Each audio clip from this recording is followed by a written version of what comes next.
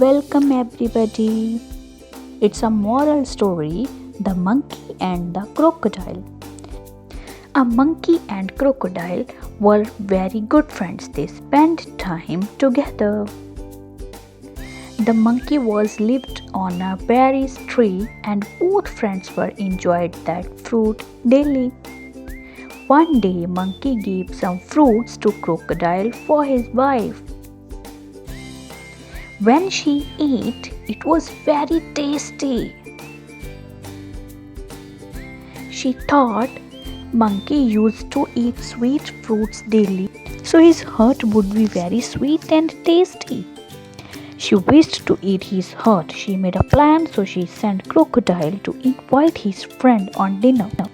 Crocodile went to the monkey and said, "My wife impressed very much. She wants to invite you on dinner." When they reached the middle of the river, then the crocodile told the whole plan of his wife. Monkey got sad, but managed it smartly. He said, "Oh my dear friend, why you did not tell me earlier this thing? I have left my heart on the tree. Let's go back." Without wasting any time, the crocodile took the monkey back to take it back.